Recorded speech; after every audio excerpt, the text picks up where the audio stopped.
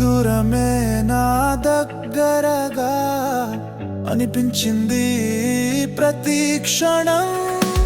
నీ జ్ఞాపకమే నన్ను తాకింది, ప్రేమకు దూరాలు అడ్డు కావు అనిపించింది.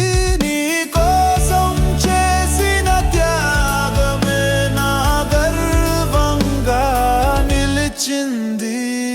మొదటి చూపులోనే నీవు నా లోకమవుతావని, ఆలయంలో వెలిగిన జ్యోతి మన బంధానికి సాక్షిగా నిలిచింది. చికెన్ కర్రీతో మొదలైన పరిచయం ప్రేమగా మారి జీవిత ప్రయాణమైంది.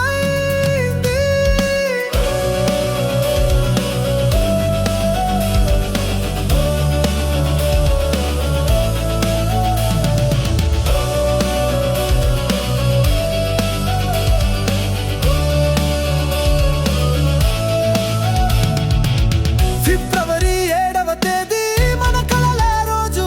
నీ కళ్ళలో ఆనందం, నా హృదయంలో కొత్త ఆశ. ఆ రోజు నీ తల్లి చేతి కట్టుతో మన బంధం దెవు ముందు ప్రతిజ్ఞగా మారింది. కాలం మారింది, దూరాలు వచ్చాయి, కానీ మన ప్రేమ మాత్రం మరింత బలపడింది. జాబు కోసం నేను దుబాయ్ వెళ్ళినప్పుడు నీ కన్నీటి వెనుక నా కలల కోసం నీవు నిలిచిన ధైర్యం కనిపించింది.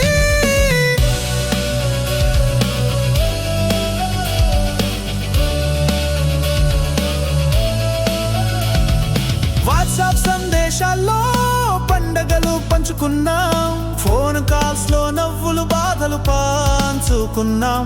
నీ ఒంటరితనాన్ని నేను అర్థం చేసుకున్నా, కానీ నీ త్యాగాన్ని మాత్రం మాటల్లో చెప్పలే.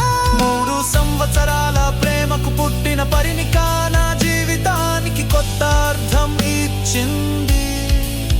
ఆ చిన్న నవ్వులో మన ప్రేమ ప్రతిబింబమైంది. మన చిన్న కుటుంబం మొదలైంది, ఆశలతో నిండింది. కృష్ణిక పుట్టినప్పుడు మరొక కొత్త జీవితం నన్ను తండ్రిగా మార్చిన క్షణం. నీ బాధ్యతలు, నీ త్యాగాలు, నీ నిద్రలేని రాత్రులు అన్నీ నన్ను మరింత ప్రేమించేలా చేశాయి. నీ ప్రేమే నాకు బలంగా మారింది, నీ నమ్మకమే నాకు మార్గంగా మారింది. నీతో గడిపిన ప్రతి క్షణం నా జీవితంలోని అద్భుతమైన గాథగా నిలిచింది. నీ దూరమే నా దగ్గరగా అనిపించింది ప్రతి క్షణం. నీ జ్ఞాపకమే నన్ను తాకింది, ప్రేమకు దూరాలు అడ్డు కావు అనిపించింది.